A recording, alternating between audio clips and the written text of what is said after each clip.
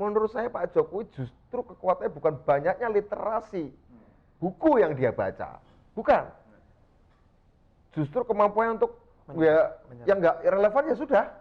Oke, aku udah baca ini, udah tahu ilmu ini, tapi zaman sekarang nggak relevan, ya sudah.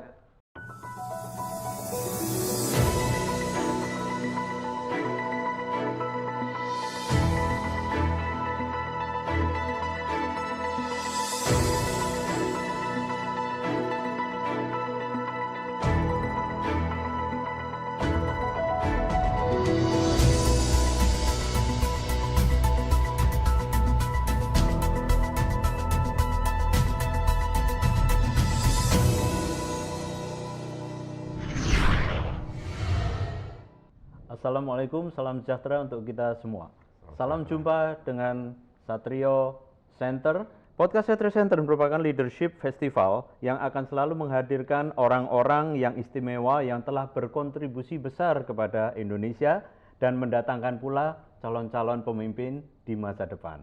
Untuk itu, kali ini kami kedatangan seorang tamu yang luar biasa, seorang politisi yang selalu muda, dan berapi-api, yang akan kita ajak untuk berbincang tentang Indonesia.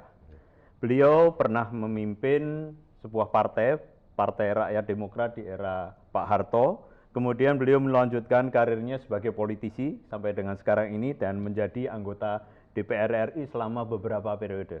Ini luar biasa sekali. Apa kabar Mas Budiman? Baik, alhamdulillah Mas Fajar. Minal aidin wal faizin ya. Lahir batin. Mas Budiman nih yang luar biasa. Selain itu dalam kesempatan yang luar biasa ini saya juga akan ditemani dua orang panelis dari Satrio Center. Yang pertama adalah Mas RP Sentanu.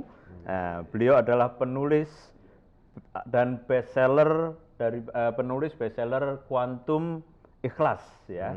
Kemudian yang jelas yang saya lihat di YouTube dan sebagainya, beliau adalah sebagai seorang motivator yang handal. Ya. Nah, inilah Mas RB. Apa kabar, Mas? Sehat. Alhamdulillah. Kemudian yang kedua panelis kami adalah hadir jauh-jauh nih. Tinggalnya bisa di Jogja, bisa di Solo, bisa di Jakarta nih. Mas Ali Imron. Beliau adalah kandidat doktor dalam bidang fisiologi olahraga. Kemudian beliau juga S2-nya di Fakultas Kedokteran bidang yang sama. Jadi kalau sebagai ahli fisioterapis beliau tahu betul mengenai ini. Kalau saya bikin buku Quantum Ikhlas itu dari dulu tuh ya idealnya tuh pengen ngejelasin sama diri sendiri atau mencari menjadi manusia Indonesia itu kayak gimana sih gitu kan. Lalu dari pencarian itu saya juga mencari atau kita melihat pemimpin-pemimpin kan. Baik. Nah, waktu saya nyontoi atau mencoba kasih contoh, nih nggak ketemu lah yang idealnya. Nih kok sekarang ini dengan Pak Jokowi itu saya bisa relate. Ini kayaknya kalau jadi pemimpin tuh Indonesia tuh mulai ada contohnya. Betul. Gitu. Jadi saya pengen juga dengar pandangannya Mas Budiman tentang apa yang saya rasakan gitu. Sekarang anak muda tuh jadi oh gitu ya contoh pemimpin Indonesia ya. Kalau pemimpin gaya lain bisa gitu. Tapi keindonesiaannya itu ada di beliau. Itu menurut Pak Budiman, Mas Budiman gimana? Ada beberapa kualitas yang saya lihat dari beliau ketika pertama kali saya ditugaskan oleh partai saya membantu pencalonan beliau menjadi wali kota Solo pertama. Saya bertemu di bandara dari terminal menuju pesawat di bis, saya menarik. Ada dua orang yang satu orang saya kenal, namanya Pak FX Rudiatmo, dan satu orang nggak saya kenal. Dan dia menyapa saya, dua-duanya kalau Pak Rudiatmo kenal saya. Mengenalkan dia sebagai Jokowi. Oh ini namanya Pak Jokowi, iya. Saya ditugaskan ke Solo nemui Pak Jokowi, tapi rupanya sekarang satu pesawat. Nah, untuk waktu itu pencalonan wali kota untuk pertama kalinya. Ya kemudian berjalan, beliau terpilih. Sayangnya pada waktu itu saya nggak pernah sempat ke Solo lagi. Beliau sempat titip pesan, Bu Mas Budiman main ke Solo. Memang waktu itu belum sempat saya ke Solo. Saya pikir justru kekuatan dari Pak Jokowi adalah beliau hadir untuk mengeksekusi tanpa beban. Ini penting. Karena rencana bagus, rencana hebat hanya akan tereksekusi oleh mereka yang bebannya sangat sedikit atau tanpa beban. Jadi kalau saya melihat Pak Jokowi, kalau dikatakan kenapa Pak Jokowi, menurut saya sederhana. Satu, tanpa beban. That's it. Tanpa beban karena apa, Mas? Ya karena dia tentu saja bukan bagian dari establishment kemapanan politik yang memang begitu syarat dengan banyak problem di Indonesia selama puluhan tahun. Bukan juga bagian intrinsik dari sebuah kekuatan besar ekonomi yang tentu saja membawa banyak problem dan hutang problem yang belum diselesaikan. Ya pengusaha-pengusaha biasa-biasa saja, partai juga bukan pimpinan top begitu ya. Jadi saya pikir kekayaannya tidak pernah membuatnya berdosa, kekuasaannya tidak pernah membuatnya berdosa, sehingga dia tidak dikutuk untuk menjadi pemimpin yang bingung. Itu aja, sesederhana itu aja. Nah, Pak Jokowi itu seperti ngajarin kepada kita untuk cerdas, gitu kan? Nah, tentang literasi kehidupan lah gitu ya. Kira-kira Mas Budiman ngelihat apa yang Pak Jokowi sudah lakukan sebenarnya untuk mencerdaskan kita lewat contoh-contohnya yang bisa kita soroti dan kita bisa dapat, karena kadang-kadang beliau ngasih contoh yang kita mesti diterjemahkan sama ahlinya kayak gini. Oh, enggak, saya bukan ahlinya ya, tapi ya gini ya Mas Sentanu, bekerja untuk bisa melakukan kerjaan-kerjaan berat dan sukses itu harus tanpa beban. Pun belajar, belajar pun harus tanpa beban. Pak Jokowi bisa menjadi pembelajaran yang cepat karena tidak terlalu banyak beban. Mengajarkan sebuah ilmu baru pada orang yang punya banyak ilmu lama, kangelan, kesulitan. Karena gelasnya sudah merasa penuh 3/4. Tumpah terus. Tapi kalau mau ngosongkan diri, ini dituangkan apa sih enak. Menurut saya Pak Jokowi justru kekuatannya bukan banyaknya literasi buku yang dia baca, bukan. Justru kemampuan untuk yang nggak relevan ya sudah. Oke, aku udah baca ini, udah tahu ilmu ini, tapi zaman sekarang nggak relevan, ya sudah. Menentukan relevan nggak relevan itu butuh keringanan hati. Ya udah, ini bukan beban untuk saya kok. Tapi saya belajar ini untuk membantu saya. Ilmu ini bukan untuk menjadi beban bagi saya belajar ilmu baru. Saya pikir itulah rahasia pembelajar cepat. Betul.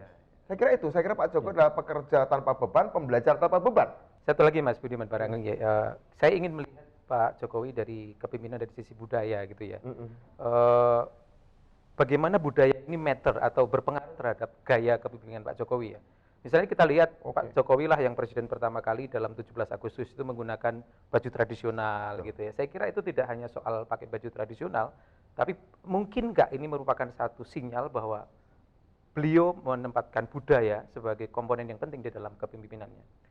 Saya kira sangat penting beliau menempatkan itu dalam simbol-simbol seperti itu, dan apa yang sinyal-sinyal yang beliau sampaikan dengan pakaian adat segala macam, menurut saya adalah hal-hal yang memang dulu waktu kami jadi aktivis kita diskusikan. Bisa nggak kita Indonesia suatu saat melahirkan pemimpin-pemimpin? Jadi ini by design gitu ya Mas? Soal by design itu urusannya tim desain beliau ya, saya bukan tim desain beliau. Kami pada waktu menjadi aktivis memang ada kehendak selain kita bicara demokrasi politik, kita ingin ngangkat lagi kebudayaan Nusantara, Mas. Nah, untuk itu butuh simbol-simbol tokoh-tokoh yang mau dengan terbuka. Kadang-kadang dulu saya iri. Saya baca buku Bung Karno ya, beliau dulu zaman berkunjung ke Afrika, berkunjung ke India, bertemu Nehru yang berpakaian seperti itu, bertemu pemimpin-pemimpin yang berpakaian tradisional dari Afrika banyak seperti itu. Saya dulu sempat mikir, waktu SD, kapan ya Indonesia punya presiden yang mau berkunjung ke negara pakai blangkon, pakai surjan, pakai pakaian teluk belanga misalnya seperti itu. Ternyata kejadian oleh Pak Jokowi. Bukan saya ngomong, tapi orang ini yang ternyata mewujudkan ya. Jadi saya pikir ini bagus, secara personal itu menjadi keinginan saya memang seperti itu, untuk ngangkat ke Nusantara karena budaya ini ke depan Indonesia ini akan menjadi oase. Karena di sekitar 2045 ketika seluruh sistem itu sudah standar karena algoritma, karena teknologi ya, semua akan distandarkan secara global, maka dunia ini akan menjadi seperti gurun pasir data. Semuanya serba automated. Ya. Dalam keadaan seperti itu, orang ketika di gurun pasir yang dicari apa? Oase. Genangan air dengan pohon korma. Indonesia akan menjadi oase. Asal tidak berubah menjadi seragam ya. Asal tetap bineka, Indonesia akan dicari-cari dunia. salah satu tempat melting pot, kumpulan keragaman yang luar biasa menurut saya, Mas. Jadi apa yang dilakukan Pak Jokowi menurut saya sebuah awalan untuk kemudian kita membuat politik yang berkebudayaan, ekonomi yang berkebudayaan, gitu. Yang dilakukan sama Pak Jokowi itu kan beliau punya membawa budayanya, yaitu sebelum mimpin kira-kira gitu kan, kalau di Jawa itu harus bisa nurut gitu kan. Nah, gimana caranya kita ini bisa apa namanya, beliau kan ngasih apa pesan atau contoh ya. Nah ini ke bawah ini Mas, supaya kita bisa nggak ujuk-ujuk mau jadi mimpin tapi nurut kayak Mas Budiman dulu nurut apa sampai akhirnya jadi, itu kan penting ya kelihatannya. Itu gimana itu Mas Ya, Budiman? saya kira bangsa ini akan besar. Bangsa ini akan besar, bangsa ini akan siap hidup di era modern ke depan ya. Kalau 3 hal ini menjadi tradisi kita, Mas. Tradisi antri, minta maaf, dan terima kasih. Biasakan ketiga hal itu.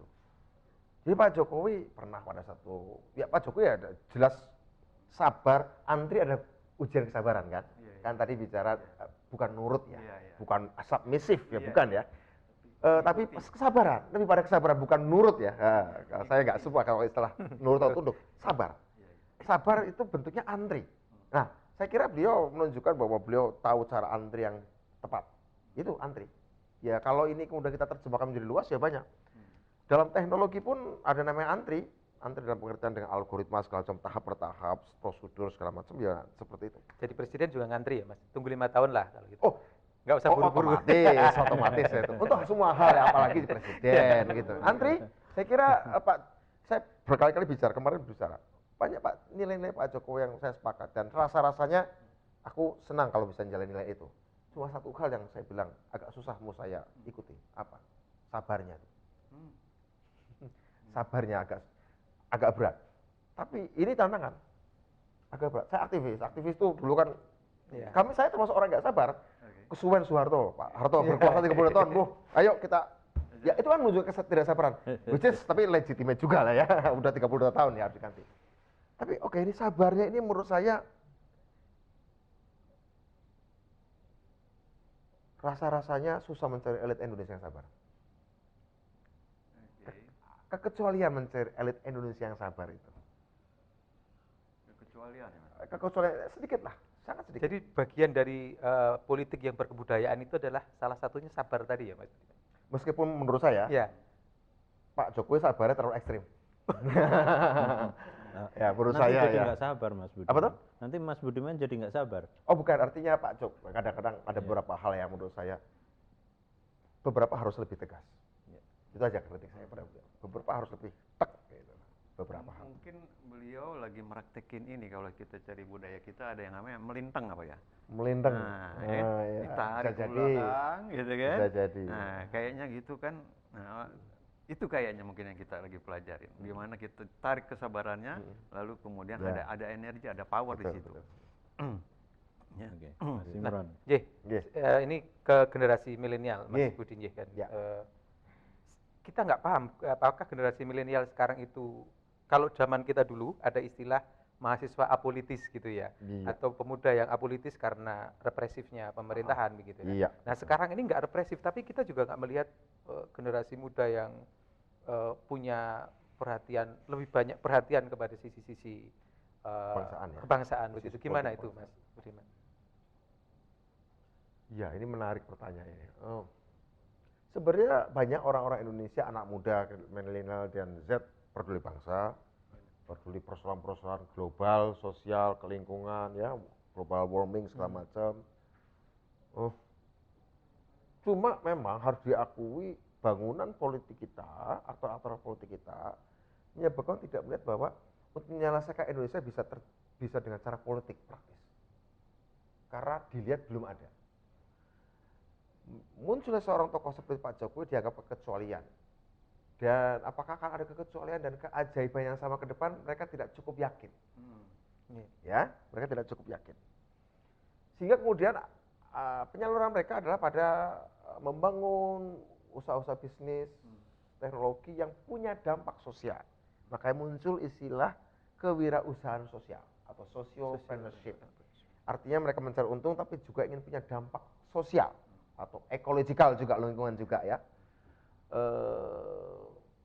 Saya kira tugas yang tersisa bagi Pak Jokowi adalah dalam 2 tahun ke depan meyakinkan generasi milenial dan Z, generasi muda, jalan politik praktis jangan kamu buru-buru kamu tutup. Saya mau buktikan loh bahwa aku dengan jalan politik praktis terpilih melalui proses demokrasi, saya bisa menyelesaikan hal besar. Saya kira tugas ini lebih berat daripada sekedar bikin jalan tol, pelabuhan, airport, segala macam. Meyakinkan pada generasi muda bangsa Indonesia, Mas, bahwa jalan yang aku tempuh ini bukan jalan untuk keberuntunganku, tapi juga untuk satu lapisan masyarakat yang ingin pembaruan. Karena itu saya pernah bilang, tugas terberat seorang pemimpin adalah melahirkan pemimpin-pemimpin baru yang lebih baik dari dirinya. Saya kira itu tugas 2 tahun terakhir menurut saya. Perlu nggak kira-kira ada regulasi sekian persen itu harus generasi muda di parlemen begitu Pak? Seperti persentase perempuan di parlemen gitu ya. Perlu nggak kira-kira begitu? Karena pintunya kalau nggak dibuka nih yang tua nggak geser-geser nih. Saya kira jangan juga dimanjakan lah ya. Gitu ya. Jangan juga dimanjakan begitu ya. Menurut saya tanpa harus aturan seperti pun, kalau generasi muda cerdik, cermat, terengginas dan titen kalau Jawanya bisa membaca tanda-tanda zaman. Sebenarnya ini kesempatan generasi muda Mas Imron. Ya Mas Tanu. Kenapa? Karena kita ini dunia sedang mengalami 3 hal yang hadir, yang beberapa puluh tahun yang lalu pernah hadir juga, dan itu menyebabkan terjadi perubahan-perubahan luar biasa. Apa sih 3 hal itu? Revolusi industri, pandemi, dan perang. Awal abad 20 ada revolusi industri kedua, ada pandemi Spanish flu, ada perang dunia 1, dan juga sebelumnya kalahnya kekaisaran Rusia oleh Jepang di tahun 1905. Apa yang muncul pada waktu itu? Ini tanggal 20 Mei ya. Kebangkitan nasional Indonesia salah satu dipicu oleh kalahnya Rusia oleh Jepang. Oh, bangsa Barat bisa kalah perang. Perang besar, bangsa Barat bisa kalah bangsa Asia. Muncul kebangkitan nasional, salah satu pemicunya itu. Muncul perang dunia 1, perang lagi. Pandemi Spanish flu, revolusi industri kedua. 3 faktor itu menyebabkan anak-anak muda Indonesia kemudian berpikir merdeka. Mulai berpikir modern, mulai ingin Indonesia punya. Itu karena faktor-faktor 3 itu, perang, pandemi, dan revolusi industri. Hari ini kita mengalami itu, revolusi industri keempat, pandemi COVID, dan perang Rusia-Ukraina yang punya dampak global. Artinya apa, Mas? Ini dunia itu lagi dikocok ulang. Saat dikocok ulang, imajinasi anak muda akan lebih relevan daripada sekedar pengalaman orang tua. Nah, hari ini imajinasi kaum muda akan lebih relevan daripada pengalaman orang tua. Perlu pengalaman orang tua perlu. Tapi imajinasi itu. Jadi ini menurut saya 2 tahun ini, makanya saya lagi baik ngumpul anak muda dan Pak Jokowi punya kesempatan 2 tahun ini. Ayo mempertemukan imajinasi anak muda dengan jembatan yang sudah dibuka oleh Pak Jokowi. Kira-kira gitu, Mas. Nyambung di situ karena ini penting, bukan penting, konteksnya pas. Dunia di kocok ulang dengan perang Resetting. ini, ya, resetting, Rusia, Ukraina, disrupsi, ya, Cina dan Amerika dan itu. Nah, pas dikocok ulang, diambil kartunya, keluar salah satunya Jokowi namanya. Yaitu di tengah Cina sama ini. Cina dan Amerika ya awalnya saat revolusi industri ya. Belum pandemi. Nah, Rusia, Ukraina juga. Nah, sampai kemarin kan ada profesor Singapura yang bilang Jokowi adalah the most effective democratically elected president, ya, dan dia sangat berharap. Betul. Jadi dia pas dikocok ulang dia keluar itu menjadi contoh anak-anak. Betul. Kira-kira gimana Mas Budiman nyoroti apa sih dia sampai bisa? Nah ini itu menarik. Dan kemudian ke G20 nanti kan dia masih mau ada lagi tuh perannya, kartu main. Apa ini keberuntungan atau bukan? Tapi ini gini. Munculnya Pak Jokowi kenapa? Tahun 2012 di DKI 2014 kita sudah sekian belas tahun reformasinya. Reformasi seperti itu baru pemilihan langsung pertama itu kan 2004 Mas, yang suara rakyat langsung. Suara rakyat langsung memilih Pak SBY pada waktu itu. Pak SBY bukan pemimpin partai. Partai kecil ya, baru muncul ya. Artinya pemilihan langsung itu memberi kesempatan bagi orang biasa untuk menentukan apa yang baik menurut dirinya. Mereka memilih Pak SBY. 10 tahun. Pak SBY dianggap sebagai proyeksi masa depan rakyat. Saya yang kurus punya pemimpin yang besar. Saya rakyat yang kurang banyak baca, punya pemimpin yang banyak baca buku. Saya yang biasa-biasa punya pemimpin yang ganteng. Saya yang, ya gitu-gitu lah. Rakyat pada waktu dikasih kesempatan pertama memilih pemimpin, mereka langsung pilih pemimpin yang menjadi proyeksi masa depannya. Ini seperti psikologi seorang buruh kontrakan atau petani yang nonton sinetron. Seneng lihat sinetron itu rumahnya mewah, ayu, ganteng segala macam. Karena melihat di TV itu bayanganku masa depan yang ingin kuraih tapi nggak bisa kuraih, ku titipkan pada aktorku, ku titipkan pada pemimpinku. Biasa atau itu? 10 tahun dengan segala pengharapan. Tidak terwujud 100% harus saya katakan. Secara psikologis, kayak orang mutung, rakyat itu mutung. Yang tak harap-harapkan sebagai gambaran masa depanku, tidak cukup. Akhirnya, ya sudah, gambaran asliku hari ini. Itu psikologis seperti itu. Psikologis seperti itu. Biasa itu. Pak Jokowi narasinya banyak, eksekusinya tidak sebanyak narasinya. Saya nggak mengatakan Pak SBY nggak eksekusi ya. Tapi eksekusinya tidak sebanyak narasinya. Akhirnya, wes cari pemimpin yang langsung eksekusi, tas. Nggak ada urusan masa depan, yang bisa menyelesaikan hari ini. Cari tokoh sosok yang menggambarkan keadaanku hari ini. Dalam daftar yang ada, nggak ada. Tiba-tiba muncullah seorang Pak Jokowi.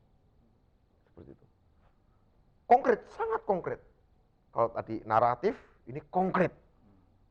Dua ekstrim.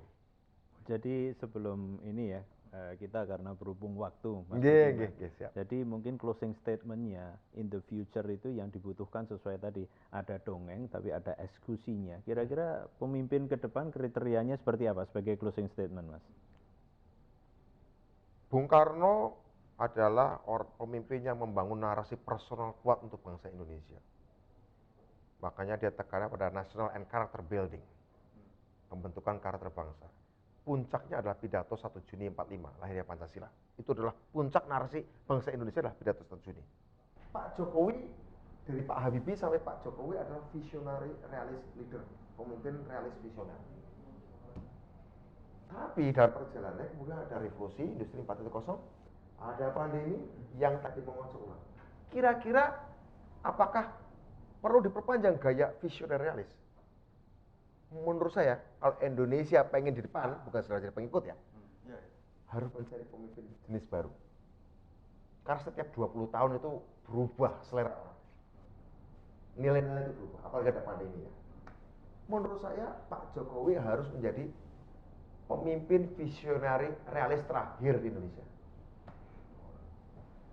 Luar biasa. Tantangannya luar biasa. Harus jadi pemimpin visionari realis terakhir. Yang dibuka oleh Pak Habibie, di akhirnya Pak Jokowi. Terus apa? Pemimpin yang muncul ke depan menghadapi instrumen. Dulu kan orang cuma kenal partai, kenal ini, kenal ormas. Sekarang ada TikTok, ada medsos, ada Twitter, ada WhatsApp, ada macam-macam, ada multi metaverse. Artinya ada instrumen-instrumen baru yang dulu pada zaman Pak Habibie, pada zaman awal Pak Jokowi belum ada. Tapi hari ini membentuk persepsi kita kan. Sehingga kalau sekedar visionaris mengandalkan instrumen yang ada akan kesulitan, sehingga kita butuh jenis yang baru. Usulan saya sih butuh pemimpin yang down to earth futurist. Penyongsong masa depan yang membumi. Sederhananya Ngajak rakyat, tapi rakyat itu dipinterke. Rakyat itu terlibat di dalam proses penguasaan teknologi dan budaya. Bukan sekedar mengandalkan instrumen lembaga-lembaga yang ada, lembaga-lembaga demokratis yang ada, nggak cukup. Tapi butuh instrumen-instrumen teknologi demokratis yang ada.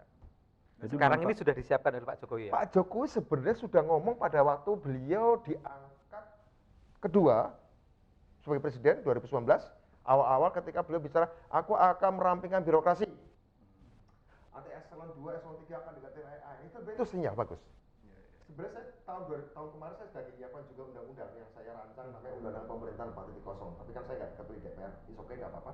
Tapi ketika Pak Jokowi berbicara seperti itu, artinya nyambung antara yang saya susun dengan Pak Jokowi susun. Saya ingin mengganti banyak eselon dengan AI. Itu kan menunjukkan apa? Bukan kelembagaan-kelembagaan demokratis saja yang selama ini secara realistis beliau pakai, tapi beliau ingin ada instrumen-instrumen baru namanya artificial intelligence. Itu kan instrumen-instrumen baru. Artinya apa?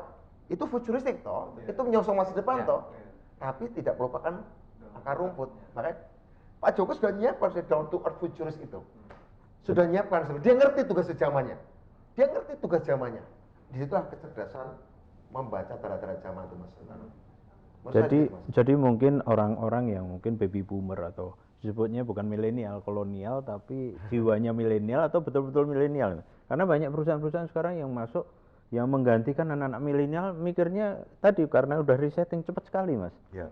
Nah, kalau menurut Mas Budiman, apakah itu yang kolonial paham milenial atau lebih ini? Saya kira bukan soal fisiknya tapi soal idenya ya. Idenya. Soal idenya menurut saya dan Pak Jokowi walaupun dia boomer ya, generasinya ya, tapi ya ngerti buktinya harus ada kayak gini, harus ada tadi harus diganti AI segala macam, itu kan menunjukkan bahwa oke.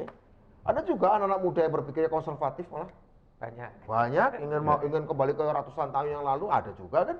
Iya. Ya, justru gara-gara ini diskusi yang luar biasa seperti ini, kita kayaknya dengan Mas Budiman harus kita sambung lagi, Mas Budiman. Oke, Tapi karena waktu jua, Sobat Radio Center, saya rasa diskusi ini pada saat ini kita sangat-sangat luar biasa dan perlu kita sambung untuk melihat visi ke depan.